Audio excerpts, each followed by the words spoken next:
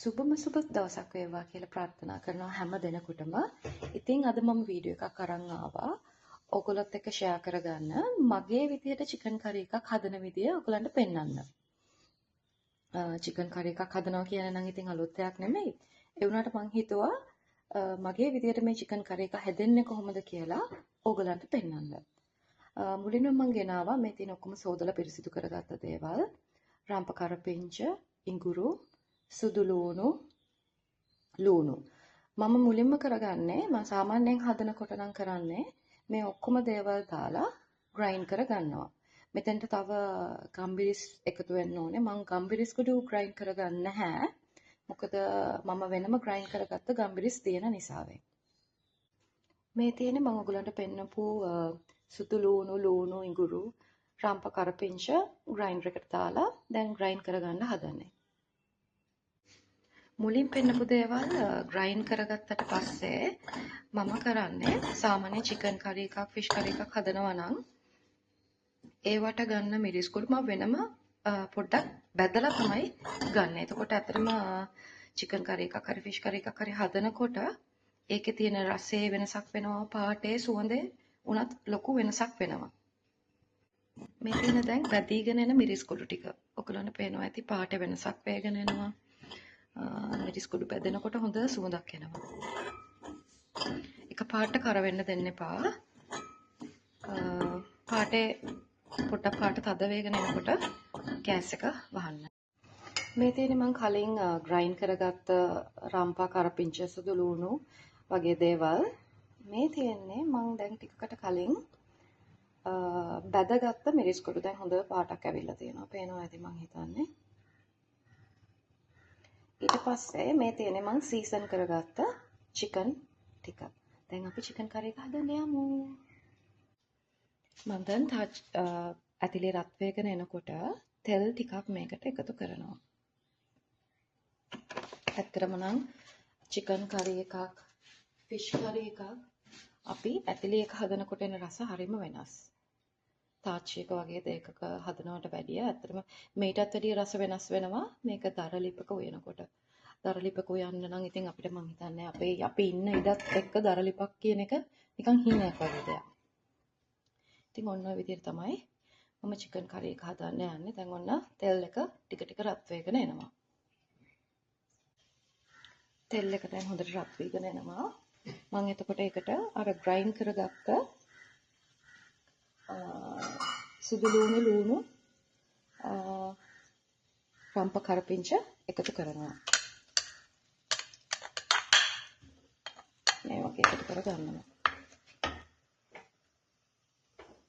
තෙල් කරා කරනකොට තමයි මම මේ ටික දාගන්නේ. මේ වගේ කුරු ගා ගන්නවා. දැන් මම දාපු පේස්ට් එක හොඳට පැදීගෙන යනවා. ඒකට මම එකතු කරනවා ලුණු කුඩු ටිකක්,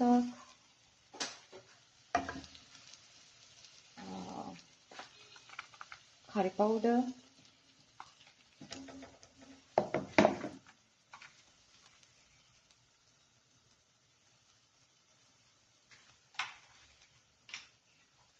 ඊට පස්සේ පැදගත් මිරිස් කුඩු ටිකක්. මිරිස් කුඩු නම් මම වැඩියෙන් පාවිච්චි කරනවා. හොඳ පාටක්, හොඳ සුවඳක්, හොඳ රසක් එන නිසා. ඊට පස්සේ ඊට අමතරව මම එකතු කරනවා මීට් curry powder mixture එකක්. මේකත් එකතු කරගත්තාම හොඳ රසක් එනවා. දැන් හොඳට කලවම් කරගන්න.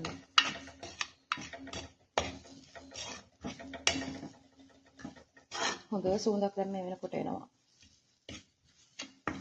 චුට්ටක් curry powder ටිකක් පොට්ටක් පැදීගෙන වගේ එනකොට තමයි මම චිකන් ටික සීසන් කරගත්ත චිකන් ටික මෙතෙන්ට එකතු කරගන්නේ. දැන් මම හදන්නේ පේස්ට් එකට සීසන් කරගත්ත චිකන් ටික එකතු කරගන්න.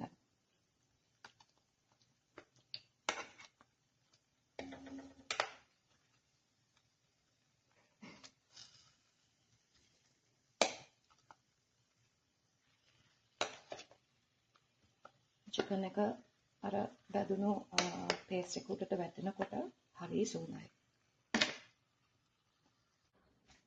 දැන් මම එකතු කරගත්ත චිකන් ටික අර පේස්ට් එකත් එක්ක හොඳට කලවම් කරගන්නවා. මේ වගේ හොඳට පේස්ට් එක කලවම් කරගන්නවා. මෙන්න මේ වගේ තමයි දැන් චිකන් කරි එක පේන්නේ. අද මම චිකන් එකට මොනවද පොල් කිරි එකතු කරගන්න නැහැ. චිකන් මාළු කියන්නේ සාමාන්‍යයෙන් ඒක ඇතුළෙම තියෙන වතුර ප්‍රමාණය ඇති මේක ඉදෙන්න. ඉතින් මම අද හිතුවා මේකට කිරි එකතු කරන්නේ නැහැ කියලා. මොකද ටිකක් නරක වෙන්න නැතුව තියාගන්නත් පුළුවන්. ඉතින් ඒක නිසා මම හිතුවා අද චිකන් කරි එක කිරි නැතුව හදනවා කියලා. ඉතින් මේ වගේ තමයි දැන් පේන්නේ. අපි මේක චිකන් එක හොඳට ඉදෙනකම් වහලා තියලා බලමු චිකන් එක ඉදුණට පස්සේ මොන වගේද පේන්නේ කියලා. චිකන් එක වහලා තියමු. තියලා හදුනට පස්සේ මම ඔයගලන්ට පෙන්වන්නම් මගේ චිකන් කරි එක මොන වගේද පේන්නේ කියලා. චිකන් කරි එක තාම රෙඩි වෙලා නැහැ. පොඩ්ඩක් උඩ යට කලවම් කරන්න ඕන නිසා මම පොඩ්ඩක් අරිනවා. හරිම ලස්සනට පේනවා. දුම් දාගෙන මගේ චිකන් කරි එක නම් හැදෙනවා. කලවම් කරලා උඩ යට පොඩ්ඩක් මාරු කරගන්නවා. මම අතරින් මේකට එකතු කරනවා සෝයා සෝස් පොඩ්ඩක්. ගොඩක් වෙන්න නෙමෙයි. චුට්ටක් වගේ වෙන්න. මේ වගේ සෝයා සෝස් පොඩ්ඩක් වෙන්න එකතු කර ගන්නවා. එතකොට වහා හොඳ රසක් දැනෙනවා. හොඳ සුවඳක් දැනෙනවා. දැන් අපි චිකන් කරි එක ඉදෙනකම් ආයෙත් වහලා තියමු. තියලා ඉදුණට පස්සේ බලමු මොන වගේද වෙන්නේ කියලා. දැන් නම් මගේ චිකන් කරි එක රෙඩි වෙලා තියෙන්නේ. බලමු කොහොමද පේන්නේ කියලා. මෙන්න මේ වගේ තමයි දැන් චිකන් කරි එක පේන්නේ. මම මේකට කිරි මොනවත් එකතු කරලා නැහැ. චිකන් එකේ තියෙන වතුර වලින්ම තමයි දැන් චිකන් කරි එක ඉදලා තියෙන්නේ. දැන් බලමු අපි මගේ විදියට හදාගත්ත චිකන් කරි එක ඩිෂ් එකකට දාලා මොන වගේද පේන්නේ කියලා. ඉතින් මේ තියෙන්නේ මං හදාගත්ත චිකන් කරි එක ඩිෂ් එකකට දාගත්තට පස්සේ පේන විදිය. මං රහනම් බැලුවා රසට තියෙනවා, සැරට තියෙනවා. ඉතින් මේ විදියට තමයි මං චිකන් කරි එක හදාගත්තේ. ඉතින් චිකන් කරි එකක් කියන්නේ අලුත් දෙයක් නෙමෙයි ඕනම කෙනෙකුට. නමුත් අලුතෙන්ම වෙන කෙනෙක් ඉන්න පුළුවන්. ඉතින් ඒ කෙනෙකුට උනත් අයිඩියා එකක් ගන්න පුළුවන් වෙන්න ඇති කියලා හිතනවා මගේ වීඩියෝ එකෙන්. ඔයගලන්ගෙත් අයිඩියා එකක් තියෙනවා නම් මාත් එක්ක ෂෙයා කරගන්න. ඉතින් ආයෙමත් දවසක වීඩියෝ එකකින් හමු වෙනකම් ඔයගොල්ලෝ හැමෝටම සුබම සුබ දවසක් වෙන්න කියලා ප්‍රාර්ථනා කරනවා. නිරෝගීමත් දවසක් වෙන්න කියලා ප්‍රාර්ථනා කරනවා.